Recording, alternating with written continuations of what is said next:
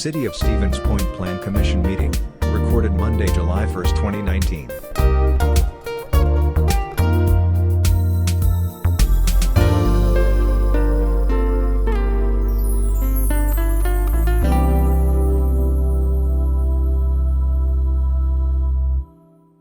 All right, I have 6 o'clock. We'll call the Plan Commission meeting to order. Could we get a roll call, please? Weezer. Here. Kneebone. Here. Arnson. Here. Cooper. Here. Haynes. Here. Hoppy. Here. Rice. Look at that, everybody's here. So we will move on. Item number 2 is the minutes and actions of the June 3rd meeting, pages 3 of your packet, Commissioners.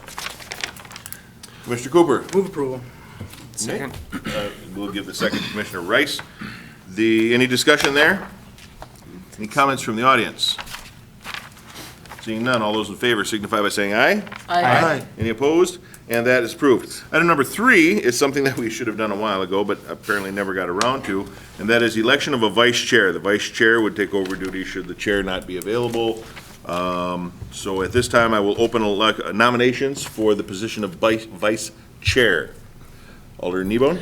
I'd like to nominate Commissioner Cooper. I think he sat in before, served as a chair, and I think he's got a history with the commission that will stand him well. Okay. Are there any other nominations? Are there any other nominations? Are there any other nominations? Hearing no further nominations, I will close the nominations and would be willing to entertain a motion to accept the nomination of Commissioner Cooper as Vice Chair of the Plan Commission. Moved by Hoppy, second by Rice. Any discussion there? Comments from the audience? All those in favor signify by saying aye. Aye. Any opposed? That is approved. Congratulations. Thank you. Happy to do it. Happy to do it. Item number 4 is a request from DJ Rice Development LLC to amend the plans for the Planned Development Zoning District, specifically related to lots 9, 10, 11, and 12 located on Frederick Street between Washington Avenue and 4th Avenue, page 9 of your packet, Commissioners. Director. If I could recuse myself from this. Absolutely. So the developer's looking to modify the planned district development. As you may recall, we rezoned this property and then did a site plan, conceptual plan for that site, indicating that there'd be 20 units on the site with 10 twin homes. They're looking to modify the site plan on lots 9 through 12 and changing them from a duplex or twin home to single family. This is an image of the constructed home on the lot. This is one of the first homes built on the lot. And these are the lots in question, circled here in red, 9 through 12 off of Frederick Street. They're looking at changing this from the twin homes to the single-family homes. Similar style construction of the duplexes, just would be single-family instead of the two-family. Given its location off of Frederick Street, probably would work quite well. These are the lots that will not take access off an alley, so limited access back onto Frederick Street would work out quite well as, indeed for that change. And these were just the modified setbacks that would be approved along with this that were similar to what the duplex or twin homes had previously. So with this, staff doesn't really see any concerns with that modification. It diversifies the housing stock within that area, allows for additional units to be constructed. Ultimately, the same number of buildings are going to be constructed, just 2 less units, so we'd recommend approval with that change. Okay. Any questions for the director? Comments from the audience? Seeing none, I will bring it back to the commission. Commissioners, what are your wishes? Move approval. Commissioner Cooper? Oh, I'm sorry. Commissioner Cooper? I would move approval of the request as presented. And we'll give the second to Commissioner Haynes. Any further discussion? Hearing none, all those in favor signify by saying aye. Aye. Any opposed? And that is approved. Item number 5 is on page 18 of your packet, Commissioners. It's a public hearing with subsequent action on a request from Gimme Shelter Construction for a conditional use permit to construct a home addition utilizing the traditional neighborhood development district reduced setbacks at 401 3rd Street. Director. All right, this is on 3rd Street corner lot on 3rd and 6th. They're looking at constructing an addition off of the east edge of their property. The property is zoned R2 Single Family. They're looking to use the traditional neighborhood development overlay district, which would allow individuals within that zoning district to reduce their front street yard setback down to 12 feet. And the structure's overhang is intended for a patio, so you may have seen in the plans within the packet, they're intending to use it as a patio, not a covered carport.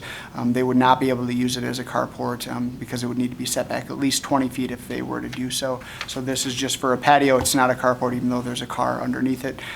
There to show some scale for the proposed addition. Here are just the site plan for the addition, again, coming 12 feet back off of the side street. And just some additional layout and plans, as well as some elevations. And you can see the addition here. And just a zoomed in approach. So in terms of the review under the conditional use standards, this is a larger lot, which is not something we typically see within the traditional neighborhood districts. Usually they're small, narrow lots, 5,000 to 8,000 square feet. This is a fairly sizable lot within the district. However, the home itself is built fairly close to the street, which is common along a number of properties throughout that district in that street. So it really wouldn't be in variance with the existing structures along both Third as well as the side street. Therefore, we'd recommend approval, again, with the 12-foot setback off of the street, and then just the standard conditions outlined within the staff report. Okay, before I open the public hearing, are there any clarifying questions from the commission? Okay, with that, then I will declare the public hearing open. Anyone wishing to offer testimony on this request, step to the podium, lectern, and state your name and address for the record. Public hearing is still open.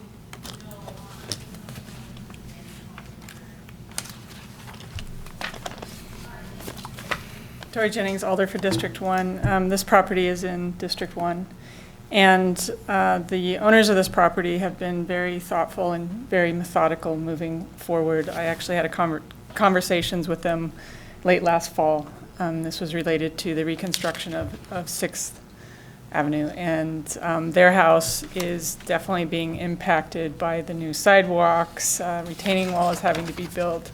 They lost all of their large trees were cut down, and yet they've been very patient and very open and adjusting and accommodating to these changes, and I want to applaud the owners for that because I don't know that I would have been. So this modification to their property is part of what I see as these homeowners adapting to change and modifying this historic home, small, old house into something more modern and in keeping, still trying to be in keeping with the neighborhood and just adapting. So I want to praise them and praise Assistant Planner Kyle Kearns, because I asked you to come out there and talk with them last fall and start thinking, helping them think through this. And the Director of Public Works and also Director Limke were very helpful in talking with them about how the street reconstruct was going to impact their property. So thank you.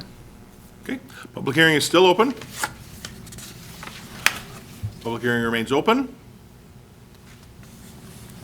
For the third time, the public hearing remains open. Seeing no one else wishing to speak, I will declare the public hearing closed, bring it back to the commissioners. Commissioners, what are your wishes? Mr. Johnson? I just have one question, actually probably a couple for clarification. Where does the setback apply to with the new building, especially with the road construction and the sidewalks going in? What's that setback from specifically? So the setback is from the property line, which is typically right behind the sidewalk or about a foot behind the sidewalk. So as you can see in the image here, you can see the sidewalk here on Third. Mm-hmm. The property line is about a foot behind that sidewalk. It would be very similar to that on Sixth. So the property line isn't changing because of the new construction or the right-of-ways or anything? No, so the right-of-way stays the same.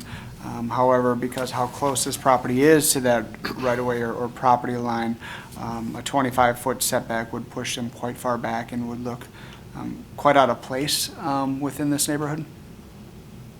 Okay, All right, good, thanks. okay. Sir, you came in a little late. Yeah, sorry I'm a little late. I was on a job site now.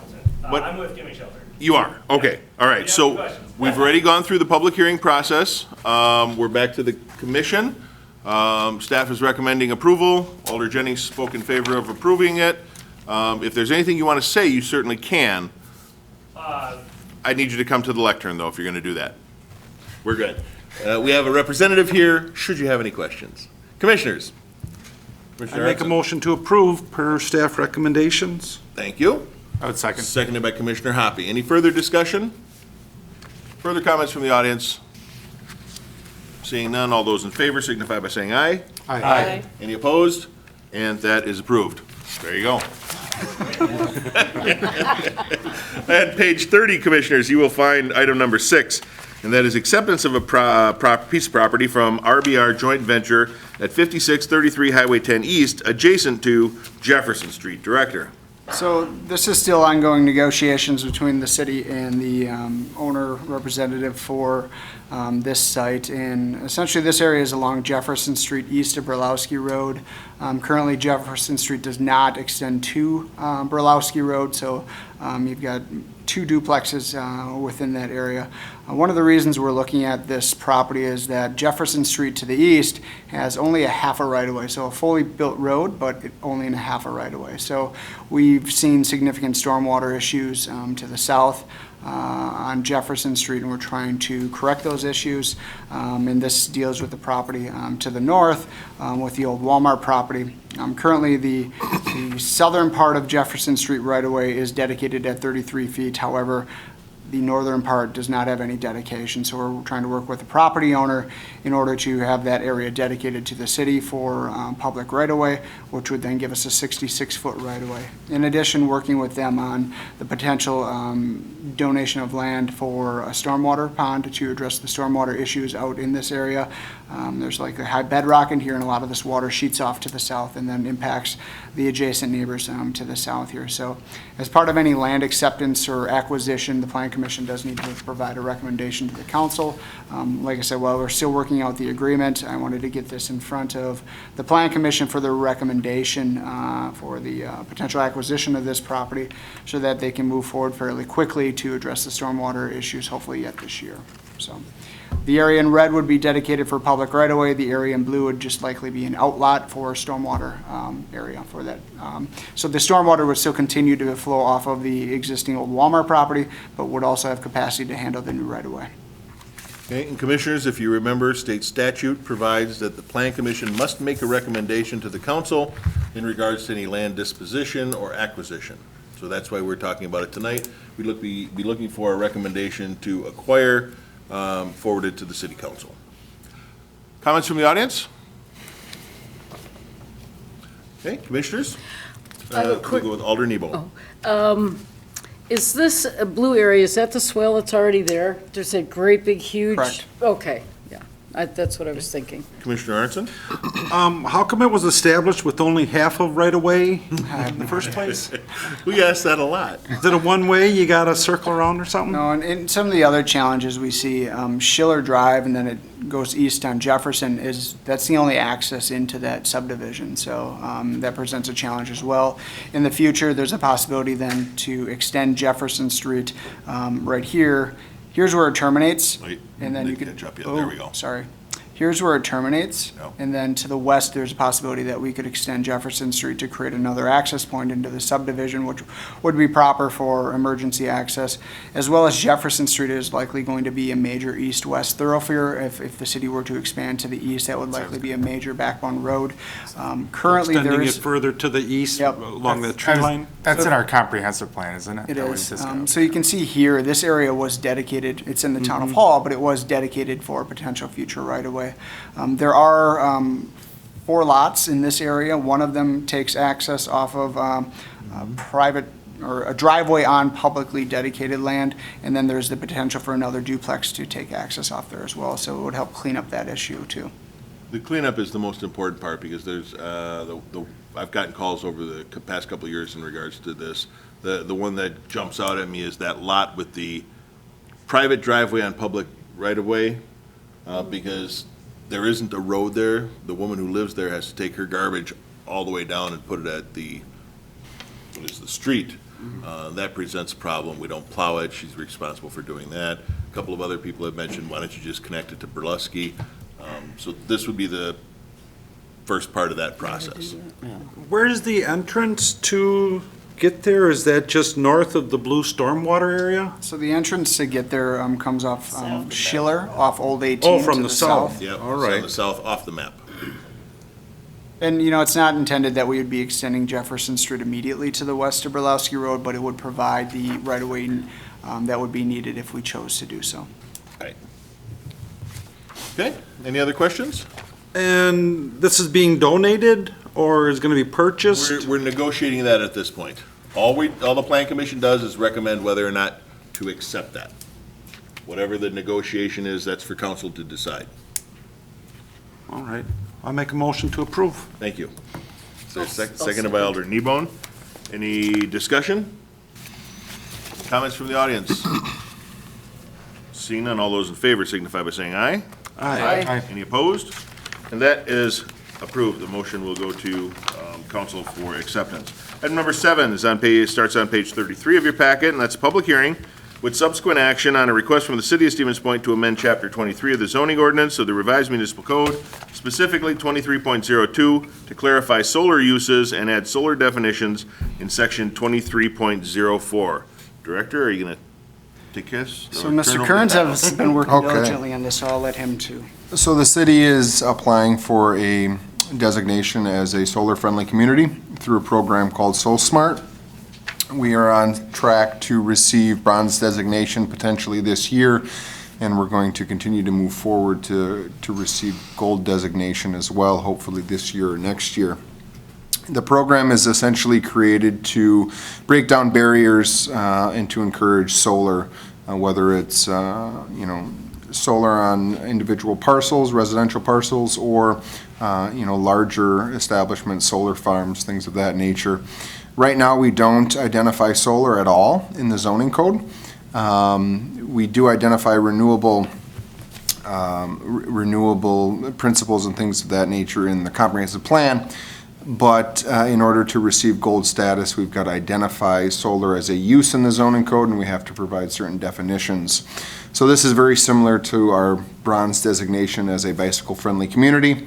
It just really encourages solar within the community and is very in line with a path to a sustainable point, which was another document adopted in 2008. So with that, this is probably the first of a few. We're taking a stepped approach into receiving this gold status, so it's certainly possible that we may come back with future amendments to either other sections of city ordinances or potentially the zoning code in the future. But this is the first step to identify the uses within the code and the definitions within the code, and then we'll continue moving forward to hopefully achieve that gold status in the near future. Any clarifying questions before I open the public hearing? I'll also note that right now we're currently identifying it as a permitted use for solar arrays, smaller type of systems in the conservancy zone and upper districts, and then solar farms as a conditional use, because I think there's value in doing a little bit more thorough review of larger solar arrays. And I also want to thank Kyle for his diligent work with the SolSmart group. We came up with the idea and then took the ball and ran with it. So our zoning code doesn't currently prohibit it, but it doesn't specifically define it. And that's what we're looking at, is to make that process a little more streamlined for those who are interested in installing solar. Okay. Clarifying question? Just in the definition. Okay. Is this a clear enough distinction between a solar array and a solar farm? The solar array just has, one collector, whereas a solar farm has multiple? I'm a little bit unclear on Okay. difference. Kyle, you want to talk to that?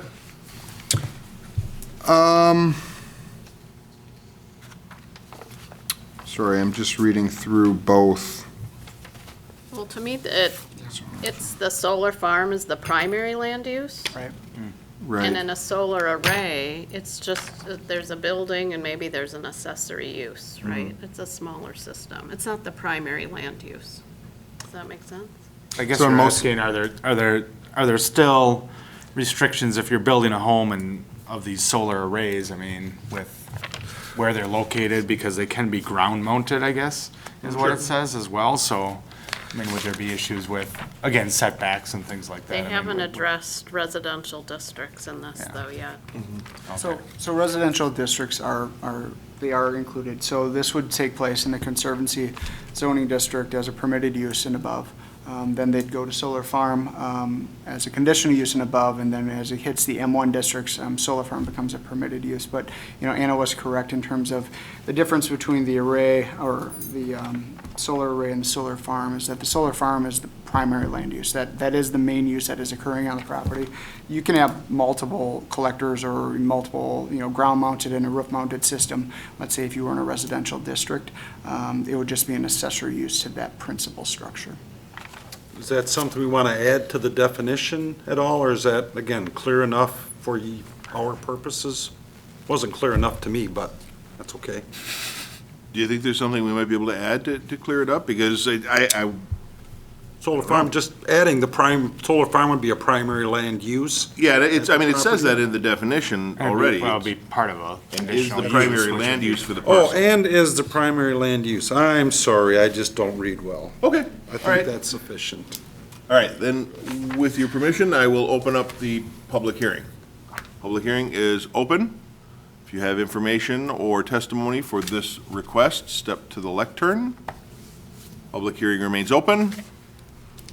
For the third time, the public hearing is open. Seeing no one wishing to speak, I'll declare the public hearing closed and bring it back to the commission. Commissioners? I have maybe a point of, contention. I think, Page 35. the solar farm, I think it's very 3M. appropriate in the light district, any of the manufacturing districts. But a solar farm to me implies a huge area of solar panels. If we've got an area we consider a conservancy zone, do we really want a solar farm there? I think a solar array on a building in a conservancy area is an appropriate use, but I'm not so sure I like the idea of a solar farm and the large scale, because that could pretty much destroy the conservancy use of the land. And that would be, that's why it's under So- conditional use, Conditional use. rather than But the- permitted use. But the problem with that is, now that some of the state laws have changed, if it's conditional use, it has to be allowed, as I understand it. Well, no. We'll have the attorney come up here, but no. Conditional use standards that we have. Right. And we'll let the city attorney speak to that. It's just, I want to make sure we don't open this up to something that we don't want to see in a conservancy area that we may not have any control Right. over, when it really should be in the manufacturing district, so maybe. So I think that that's a good point, but we need to recall that most of the time when we're talking about conditional uses, we're looking at zoning districts that are more intense than conservancy. One of the things you can look at and consider in evaluating conditional use is the compatibility with the underlying zoning district. And if part of the bread and butter of that district is conservation of natural habitat and everything, then you can consider those factors, whereas if that's in like a B3 or B4, those districts aren't established in order to, preserve the landscape. So the sort of scope of that evaluation shifts depending on what type of district it is. Does that clear it up for you? Okay, I'm still not sure I agree with it, but yeah, it does make sense. I just, again, don't want to do something that we may regret down the line, but, and I think maybe it's not a bad idea at some future time to have a discussion of some of the conditional uses before we approve a final zoning document to see if we want some of this stuff in there, for example, but that's another night, I think one another of the- time. One of the other things that we have a considerable amount of land zone conservancy, and it's zone conservancy for various different reasons, right? It's, you've got wetland issues, you've got floodplain issues, you've got natural habitat considerations, sometimes it's just open space with maybe none of those other underlying factors where, we would take a look at kind of those, as Attorney Beveridge had indicated, some of those underlying components within the land that it's going to be sitting on, whether or not to approve the conditional use. But I agree, it's probably something we want to look at in the future of making sure that we have the appropriate uses listed under conditional uses. Doesn't mean we can't prohibit them anymore, it's just gotten a little bit more challenging for municipalities to deny conditional uses if that use meets those standards of review. Maybe we create a special, a hyper-conservancy district, and that would be zeroed in on a key type of habitat, as opposed to open space right now that people could use for whatever. Sure. So. Good point. As long as we don't lose the municipality doesn't lose the ability to control its destiny, that's my main concern. So, other than that, I don't have any problems. Okay? Any other comments or a motion? I'll make a motion to approve. I'm sorry, wait, Commissioner Hoppy, is there? No, I thought you had, but maybe not. Okay. I will. I thought procedural. No, We that's, don't have a that's motion, fine. do we? I didn't think so. Okay. Okay, so motion by Haynes to accept the ordinance amendment. Is there a second? Seconded by Commissioner Arnson. Further discussion? Hearing none, all those in favor signify by saying aye. Aye. Any opposed? And that is approved. How about some good news? Yeah, man. Community Development Department's monthly report for June. Again, thank you, Mr. Kearns, for working diligently on the Soul Smart designation. That'll be a good feather in the cap for Stevens Point moving forward. Community Development Report for June 2019, still see strong numbers. This month we had one of the larger projects was Holy Spirit Church. They had a large addition to the north of their facility, adding some much needed space there. The strip mall out on Highway 10 started construction with the new El Mezcal location, was the other one, as well as a single-family home on North Point Drive. There is still quite a bit of land up in that area of Georgia, North Point, and Forest that was identified before and maybe brought before this commission, looking to rezone the land for two-family, and now it looks like they are starting to sell some of those lots for single-family development within that area. Utilities are already in that area, so it's good to see that area is moving forward. But overall, numbers still seem very strong. Still have a lot of larger projects that will likely be breaking ground over the next month or two, with the reserve student housing building on the former Kmart site, as well as the Lullaby project, which should be starting shortly. We're just working right now with WPS to relocate those power lines. That is a main feed that goes just north of Center Point, so we've got to relocate those and get those buried, and then they can start construction on their building because it's going to be right up against the street. So I would expect another strong year, especially as we finish out 2019. Great. And Director's update. Nothing further. Okay. With that, our agenda is exhausted, and we are adjourned at 6:27.